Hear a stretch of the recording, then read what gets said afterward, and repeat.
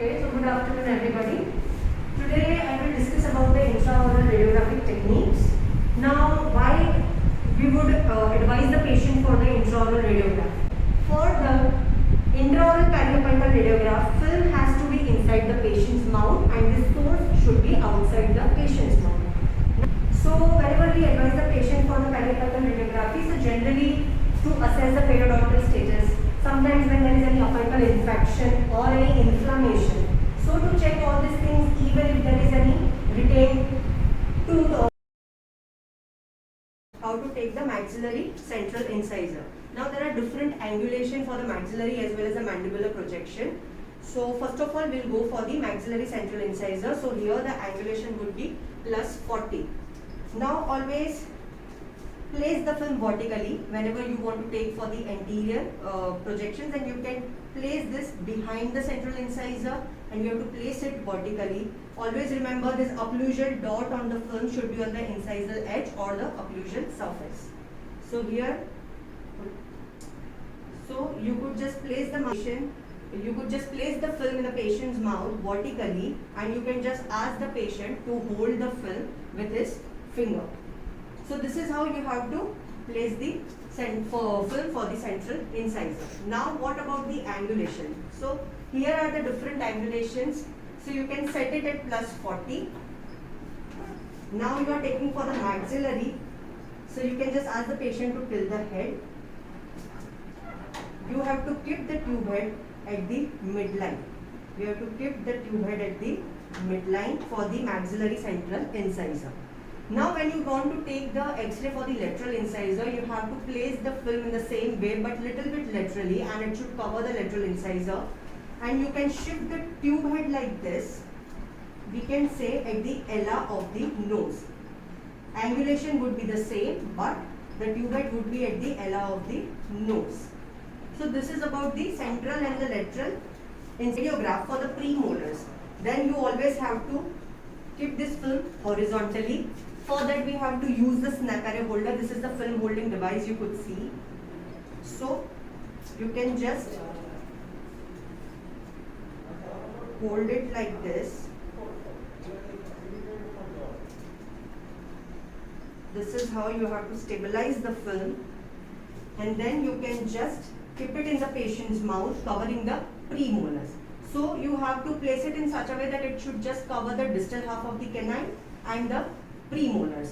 So this is how you have to place the film in the patient's mouth. Now about the angulation. So you have to just check the pupil of the eye. For the premolar, it should just below the pupil of the eye, and the angulation would be 30 degree. And you can ask the patient to tilt the head. This is how you can just keep at plus 30 degree below the pupil. Same way for the molars, you have to attach the film in the film holder, in the snap array holder, and you can just place it posteriorly, which should cover the molars and even the distal half of the second premolar.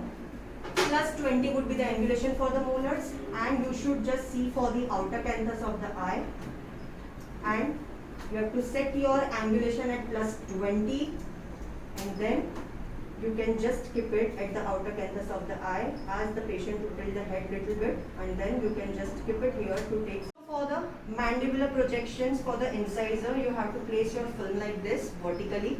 That should be behind your incisors. Now the angulations for the mandibular projections would be different. Here it would be minus 15. So you can just ask the patient to open his mouth, and you can just place it behind the incisor teeth and keep it vertically. Now you can ask the patient to tilt his head upwards, and you can just place the tube head at the midline. Always remember to place it at the midline, and you can ask the patient to tilt his head upwards. So this is how you can just place the and set your tube head for the mandibular incisors. Angulation would be minus 15. Now when it comes to the canine, so even in the canine you have to keep it vertically behind the canine, and you have to make sure that canine is in the center of the film. So this is how you will place the film like this vertically, centering the canine. It should be 3 centimeter 3 centimeter below the chin, and it could be, we can say that, lateral to the midline. So this is how you can just ask the patient to see upwards, and it would be 3 centimeter below, and you can give the angulation for the mandibular canine like this. For the premolars, you have to place it horizontally in the snap array holder. So you have to hold it like this. This is how you have to place the film for the posterior teeth. Now we are taking for the premolars. So you have to just place it like this. You should feel that you can just get the premolars in the center. So this is how you have to place for the premolars. -10. -10 would be the angulation for the premolars. And then you can just ask the patient to see straight. The ray should enter the interproximal areas of the premolars, first and the second premolar. So this is how you can just take the X-ray for the premolars. Now when it comes for the molars, so the film placement would be the same, but it should be placed posteriorly. That should cover the molars, and molars should be in the center. So this is how you have to adjust, and you have to place it in the film holder, and then you can just place it in the molar region. And then -5, you have to set your angulation from here. -5 would be the angulation, and the ray, you have to check for the ray, that the ray should pass through the interproximal areas between the molars. So this is how you have to set your tubed for the lower molars. We take the Beighton radiograph, that is generally to see the interproximal caries and to see the crowns of the maxillary as well as the mandibular teeth. So here you could see this is the Beighton tag. Likewise, you can just keep the film here like this. You want to take for the maxillary and the mandibular molar. So you can keep this for the right side. You can keep this, and you should always take care that the upper and the lower crown should come in contact. So likewise, you have to keep this X-ray film inside the patient's mouth, and keep that it should be the upper and the lower molar teeth should be in contact. This is the occlusal film you could see. So why we go for the occlusal radiograph? Generally to see the impacted teeth, even for enlarged lesions like the extended cyst or tumors you want to suspect or you want to diagnose. So for those cases, we can go for the occlusal radiograph. Now there are cross-sectional and topographic. So whenever you want to take a cross-sectional, you have to place this film like this, and you have to place it, and you have to place it in such a way that it should go a little bit posteriorly, more posteriorly, so it could cover the entire area.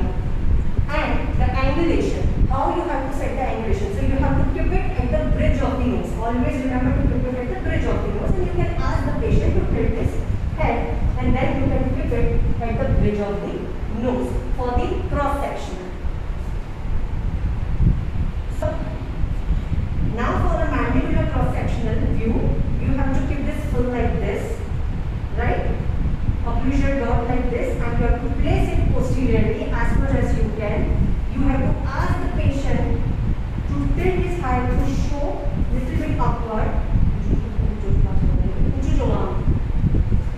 and then you have to set this tube head 3 cm below the chin. Always remember, for the mandibular, you have to set this 3 cm below the chin and ask the patient to see upwards and keep his head a little bit upwards, and then you can set the angulation like 3 cm below the chin. Now, so for the occlusal radiography, when we want to go for the topographic view, and for that we have to go for the anterior.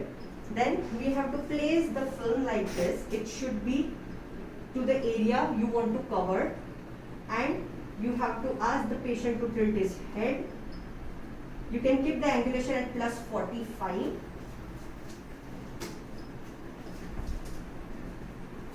And you have to keep the tube at the tip of the nose. you have to keep the tube head at the tip of the nose, setting your angulation at plus 45. So this generally covers your anterior maxilla and the anterior dentition. So it will cover your dentition from canine to canine. Even you will see the anterior floor of the nasal fossa while you are taking the anterior projection. Now when you are taking for the lateral view, so you have to place it as far as posteriorly possible, and likewise you have to place the film in the patient's mouth and you have to push it gently posteriorly, and then you have to keep it 2 centimeters below the lateral canthus of the eye. You have to ask the patient to tilt the head, and this is how you could set the tube head for the lateral view. So it will just cover your inferolateral aspect of the antennum. So this is how you have to set your tube of the mandibular anterior as well as the lateral view. So for mandibular anterior, you have to keep the film like this. Occlusal dot, always remember, should be on the incisal edge of the occlusal surface. So this is how you have to place the film in the patient's mouth, and you have to just push it gently posteriorly, and it will cover your anterior dentition. It will cover it from canine to canine, and you have to set the angulation as minus 55. You have to ask the patient to see upwards, and then you can set it like this at minus 55. This would cover your anterior view and the area you want to see. So this is how you have to adjust. Now when it comes for the lateral view, so you have to place little bit laterally and as far as posteriorly possible, and then you can just arrange it 3 centimeters below and little bit laterally 1 centimeter from the midline. You can ask the patient to see upwards, and you can just cover the area you want to see, and this is how the rays would be passed and you could see the area of interest.